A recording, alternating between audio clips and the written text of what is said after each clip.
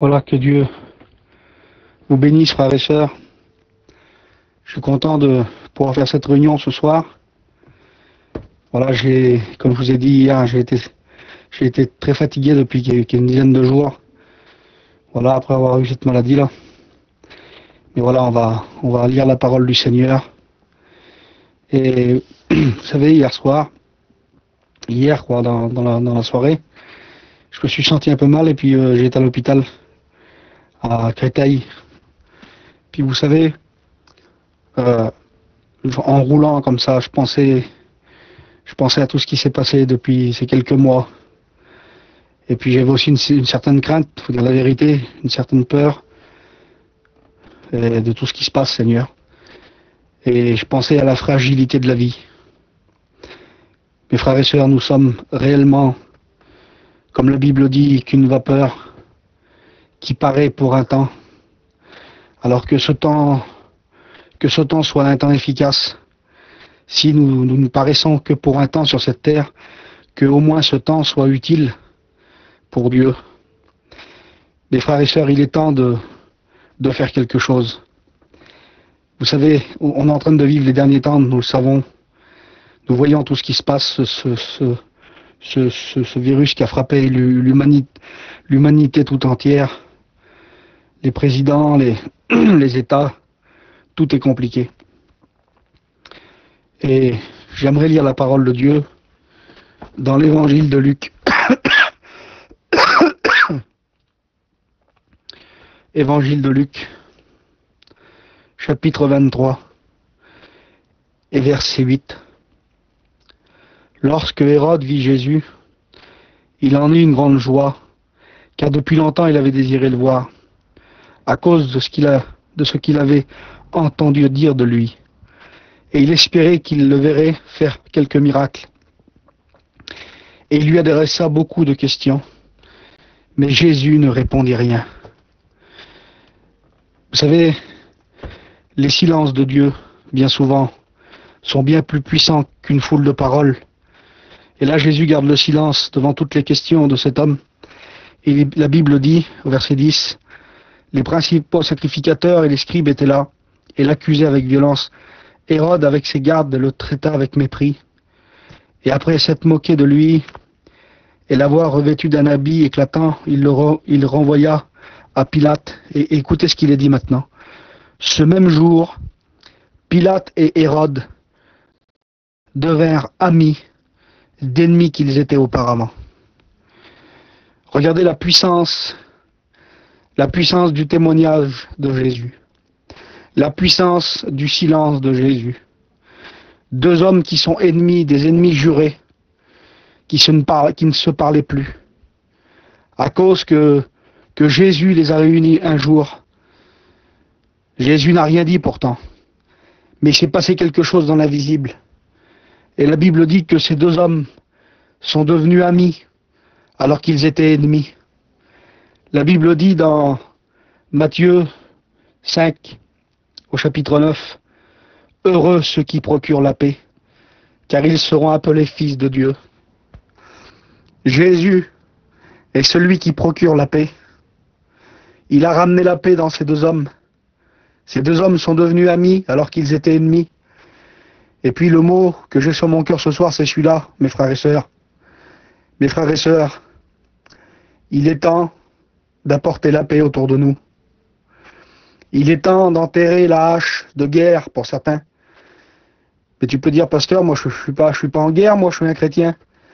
Et vous savez, on peut dans nos cœurs avoir des certaines animosités. On peut dans nos vies, des fois même dans les familles, il y a des choses qui sont là. Il y a de l'animosité, il y a des mauvaises pensées, il y a de la rancœur. Malgré qu'on se parle, mais dans le plus profond de l'âme, on ne s'aime pas. Il n'y a pas de véritable amour. Alors que Dieu nous a appelés à nous aimer. Mes frères et sœurs, la vie est tellement fragile. Dieu nous appelle dans cette fin des temps à manifester qui il est. Et Jésus, dans son silence, malgré qu'on l'a méprisé, il a apporté quand même quelque chose. Ces deux hommes se sont réconciliés. Ces deux hommes sont devenus amis d'ennemis qu'ils étaient. Jésus a procuré la paix autour de lui. Mes frères et sœurs, soyons des hommes qui procurent la paix autour de nous. Soyons des hommes et des femmes qui procurent la paix dans nos familles. Essayons d'arranger, mes frères et sœurs.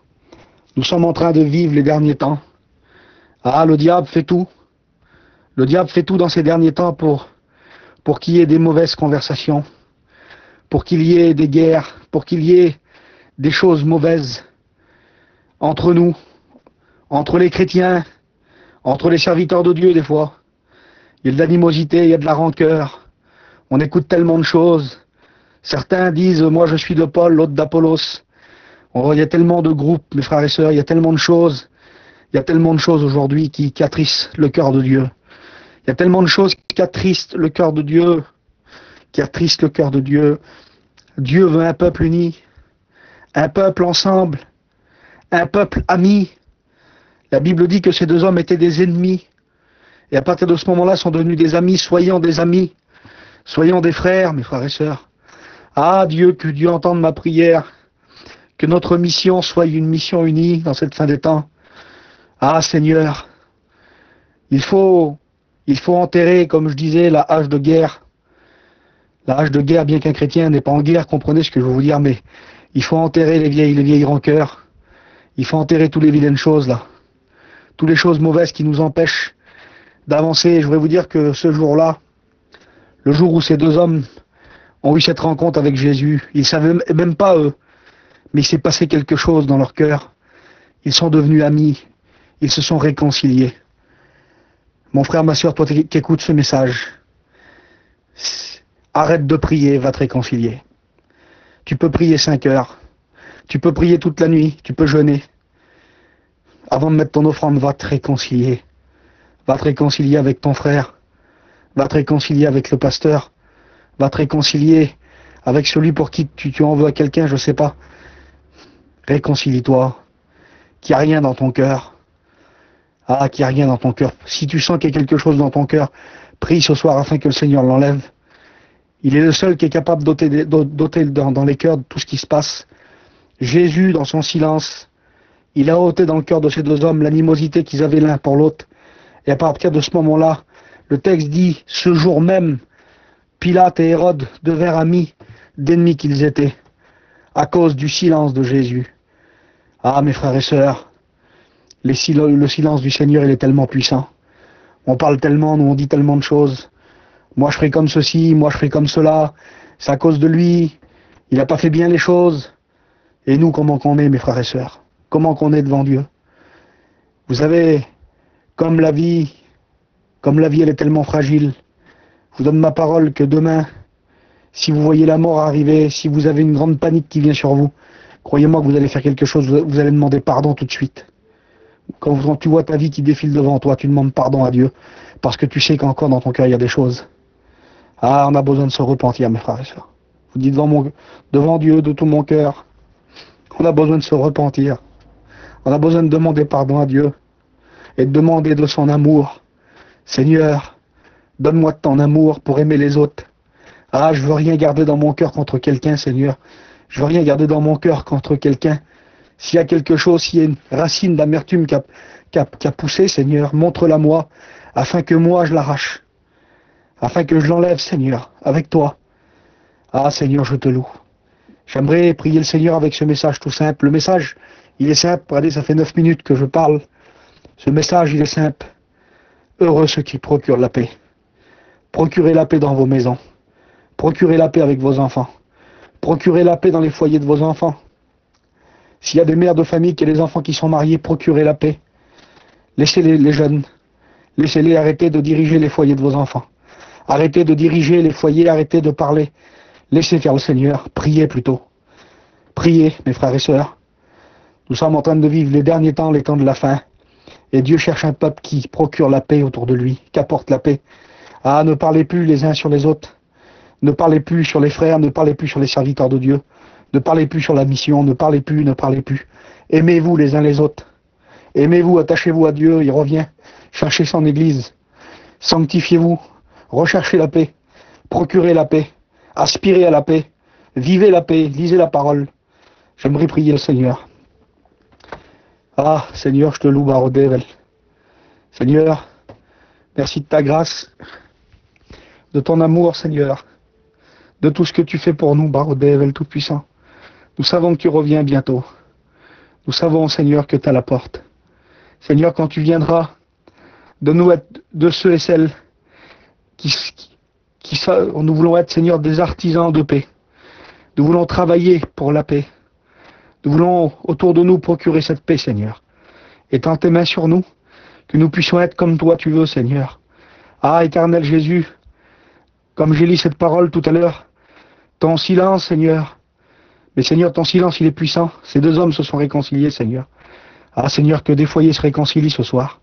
Que des frères et sœurs se réconcilient. Que des familles se réconcilient au nom de Jésus. Éternel Jésus, que des frères et sœurs, que des pasteurs, que des églises se réconcilient au nom de Jésus. Seigneur, parce que tu es un Dieu d'amour, tu es un Dieu de paix. Tu n'es pas un Dieu de discorde.